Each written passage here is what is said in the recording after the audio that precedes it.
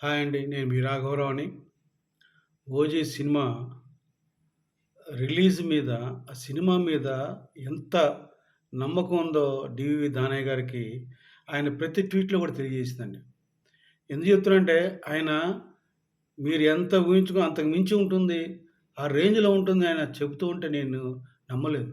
Cinema చూస్తుంటే ఆ కథ, కథనం, సుజిత్ తీసుకున్న పాయింటు, ఆ సినిమాని ఎలా నడిపించాడంటే అసలకి హాలీవుడ్ రేంజ్‌లో నడిపించాడు.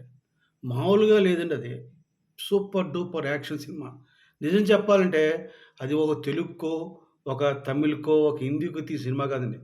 నేష్ ఇంటర్నేషనల్ లెవెల్‌లో ఒక మాఫియాకి ఎలా ఉంటుంది అది అనేది కళ్ళకి కట్టినట్టు తీశాడు సుజిత్. నిజంగా సుజిత్‌కి హ్యాట్స్ ఆఫ్.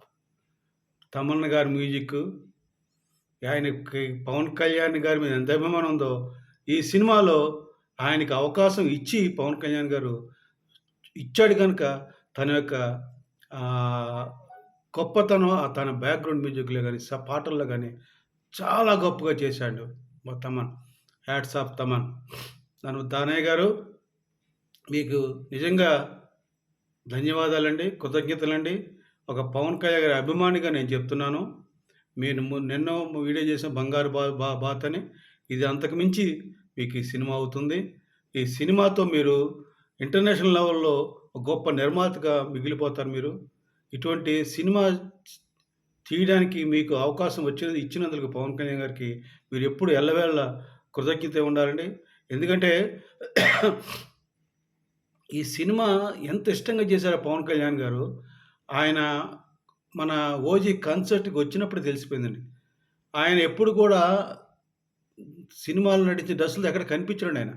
కానీ 'సుజిత్' కోసం, తన అభిమానుల కోసం ఎప్పుడైతే సినిమాలో నటించాడో, ఆ నటించిన డ్రెస్‌తో వచ్చి, ఆ కాంటానాతోటి చూపిచ్చి, తన యొక్క ఇష్టాన్ని పబ్లిక్‌గా వేలాది మంది అభిమానులకి ఒక నీరాజనం పలికేటి ప్రజలకి, అభిమానులకి ఆయన ఆహ్, స్వచ్ఛందంగా అభిమానులకి హ్మ్. తన యొక్క విశ్వాసాన్ని, మంచితనాన్ని, తన యొక్క అభిమానులకిచ్చిన ఏమంటారు దాన్ని మంచి ఆయన చూపించిన అభిమానం అభిమానులకి తను చూపించిన అభిమానం అట్లా చేశాడు. నిజంగా ఈ సినిమా అసలకి చెప్పలేమండి. ఎంత బాగా తీశాడు సుజిత్. ఇది ఖచ్చితంగా ఇది రికార్డులకి ఎక్కడికో తీసుకెళ్ళిపోతుంది. అందులో డౌటేం లేదండి. తెలంగాణలో 366 ప్రీమియర్ షోలు పడినాయండి. అంటే దాన్ని బట్టి అర్థం చేసుకుని 366 ప్రీమియర్ షోలంటే ఎన్ని కోట్లొస్తుందో. అలాగే ఆంధ్రాలో కూడా దగ్గర దగ్గర ఒక 300 పైన స్క్రీన్స్‌లో షోస్ పడినాయండి. మొత్తం కలిపి ప్రీమియర్స్‌కే నాకు తెలిసి ఒక 60,00,00,000 వస్తాయి. ఆల్రెడీ మన ఓవర్‌సీస్‌లో 75,00,00,000 దాకా వచ్చింది. ఇక మొత్తం అన్నీ కలిపి మీకు ఖచ్చితంగా 300, 350,00,00,000 వసూలు చేయడం గ్యారంటీ అండి. ఇప్పుడు దాకా ఉన్న రికార్డులన్నీ పోతాయి. 'ఓజీ' సినిమా కొత్త రికార్డ్ సృష్టిస్తుంది. ఈ రికార్డ్‌ని అందుకోవాలంటే మళ్ళా పవన్ కళ్యాణ్ గారే అందుకోగలరని అంత సినిమా అంత బావుందని ప్రతి ఒక్క ప్రేక్షకుడు కూడా ఎంతో ఎంజాయ్ చేస్తూ, ఎంతో ఫీల్ అవుతూ సినిమా చూసారండి. నిజంగా థియేటర్‌లో కూర్చోలేదండి ఎవరు అసలకి. హడావుడి, గోల గోల.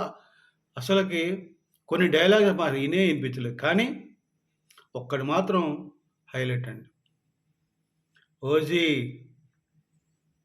నిన్ను కలవాలని, నీతో మాట్లాడాలని, నిన్ను చంపాలని ఉంది నీ ఓమి అనే డైలాగు సూపర్బ్ అండి. ఎందుకంటే విలన్ని ఎందుకు 'ఇమ్రాన్ హష్మి' తీసుకున్నాడు సుజిత్ ఇప్పుడు అర్థమైందండి. ఎంత బాగా యాక్ట్ చేశాడండి అసలకి 'ఇమ్రాన్ హష్మి'. సెల్యూట్ అబ్బా! ప్రతి క్యారెక్టర్, ప్రతి ఒక్కరు ప్రాణం పెట్టారండి. ఇప్పుడు అర్థమవుతుంది. ఇన్ని సంవత్సరాలు ఈ కరోనా రావడం కావచ్చు, ఏదైనా కావచ్చు, పవన్ కళ్యాణ్ గారు రాజకీయాలు ఉండబట్టి కావచ్చు, కానీ సుజిత్ ఏ ఒక్కరోజు కూడా తన యొక్క టైం వేస్ట్ చేయకుండా సినిమా కోసం పెట్టి, ఆ సినిమాని అంత పకడ్బందీగా తీసుకొని చేయడం వలన ఈ రోజున అభిమానులకి ఒక ఏమంటారు విశిష్టమైన విందు భోజనం పెట్టినట్టు అంత తృప్తినిచ్చాడు అభిమానులకి. ఈ విషయంలో సుజిత్‌కి ఇంకొకసారి సెల్యూట్ చేస్తూ, పవన్ కళ్యాణ్ గారు మీరు ఖచ్చితంగా సంవత్సరానికి 2 సినిమాలు చేయాలి సార్. చేస్తే మీకు ఆదాయం వస్తుంది.